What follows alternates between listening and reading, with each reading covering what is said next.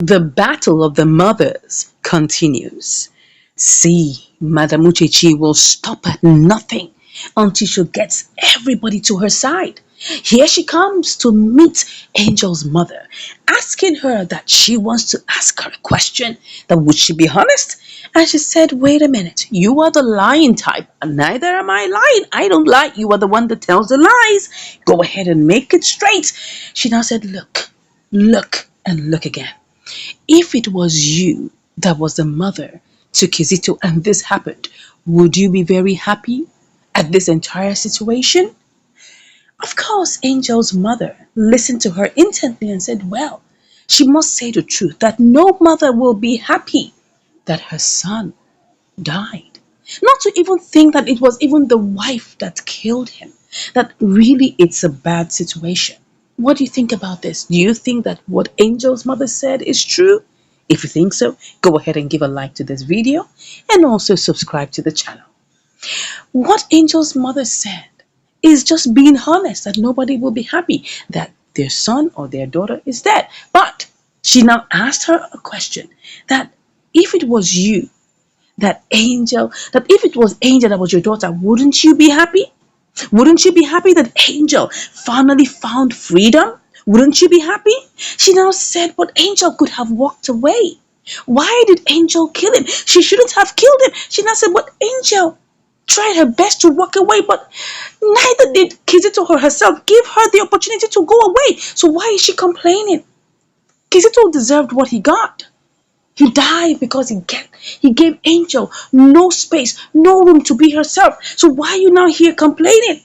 Said, look, you need to understand that everything that happened for a reason. And she said, okay, can you just get straight into what you have to say? She now said, well, she noticed that Angel and George have been working together in a very shady way, and she's not happy about that. And because she knows that Angel is carrying her grandchild, she doesn't want Mr. George to deposit nonsense into her belly. So please tell your daughter to stay away from men and to be clean until she gives birth to the baby. She doesn't want anything to contaminate her grandchild. Oh my God. What is this thing about contamination? The mother is looking at her sternly and said, look, they can have a deal. They can discuss about things afterwards. Once she has given birth, she can walk away. She can hand over the child and walk away, and she will pay her to stay away from the child. Angel's mother is still looking at her with disgust and said, look, she will pay her off. She doesn't want anybody to raise that child, because that child is her hair. That child is her everything. She just said, well, can you just please stop all this nonsense you're saying? Don't you realize that she doesn't have a say over the life of that child? That child is Angel's child. She thought she came to have a discussion, heart to heart, mother to mother. She didn't know she was going to bring another mother into this discussion. Angel is the only one that can decide on what she will do to that child, whether she's going to hand over the child to you or not. Not her, neither her or neither Madame Uchechi can decide on that. So why is she here trying to make a case out of nothing? She said, but that child is her everything. She said, well, you got to wake up and smell the coffee. Realize that you don't have all that power in your hand. Angel is the one that will decide on that. You better let yourself know that. You better come to terms with the reality. I hope that makes sense, because you see, Madame Uchechi is not going to stop at anything. She thinks she can buy her way out. That's not going to work all the time.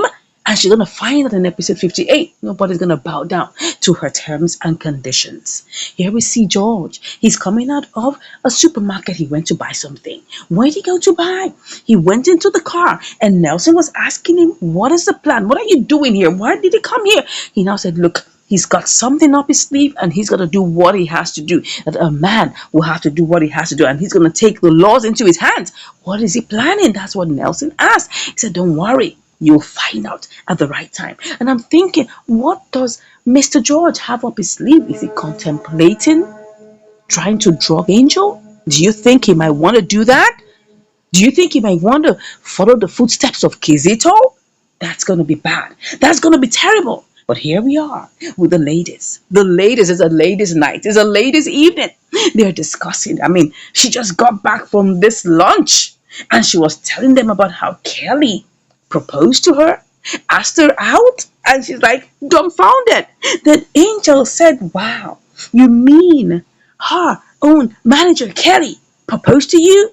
Asked you out? That is interesting. She said, no, I'm not joking here. This is not a funny situation. Like, I mean, look at it. She thought he was joking until he actually said he liked her. And the mother said, oh, come on. Give that guy a chance. What do you think about him? She's not, look, it's not a funny situation. She's not considering that. It was like as if she went out on a date with her younger brother. She now said, no, look at him in a different way. This guy actually likes you. She said, wouldn't you even give him a chance? She said, no, I'm not going to give any such person a chance. Two things on ground. Number one, she is older than him.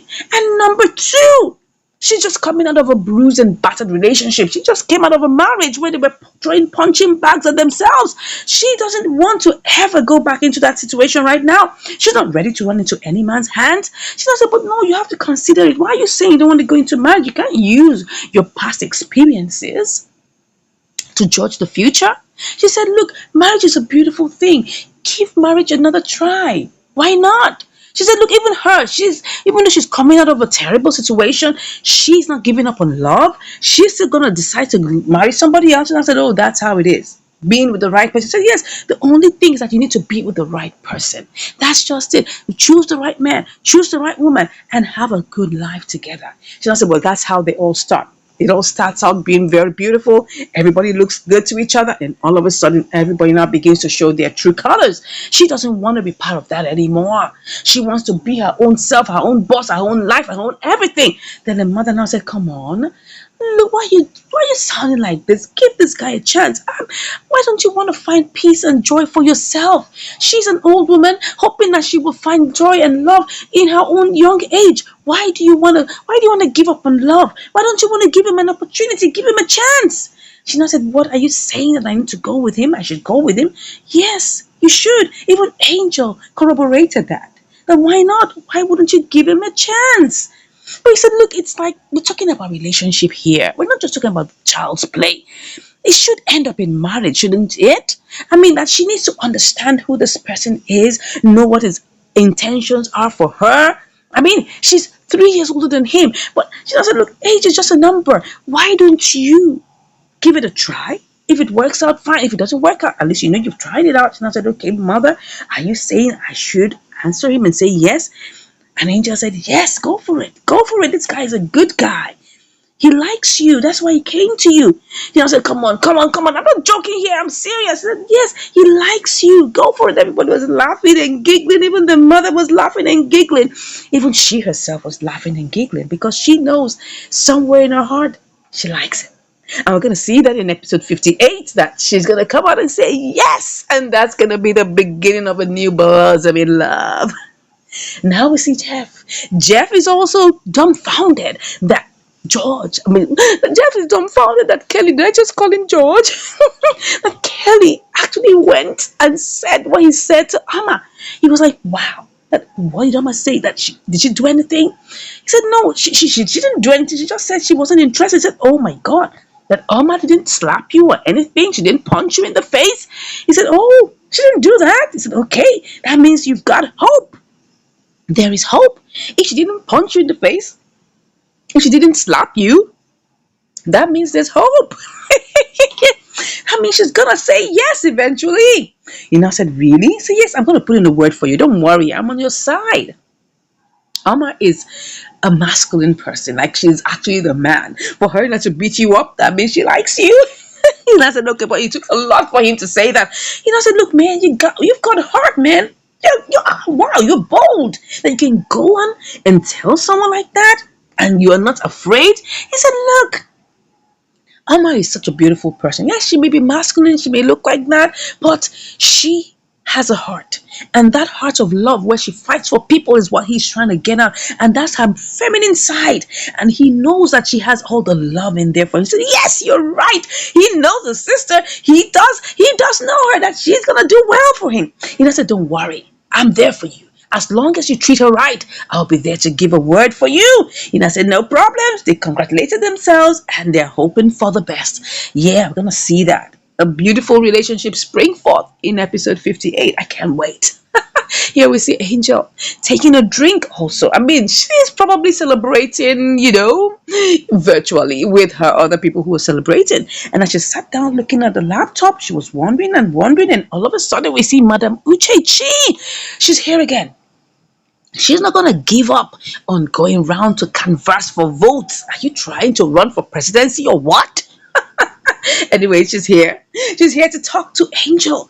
Angel did as if she didn't even see her. She came closer. She didn't take a look at her. She came even closer. Then she now looked up and wondered, what does she want? She sits down and said, look, I have had a discussion with your mother. But I thought she would be sensible enough to accept what I have to say. But it looks like she got no brain. But I'm here to discuss this with you directly to see whether you've got some extra brains to listen to me. She now said, okay, what is it? What is it? Look at her eyes.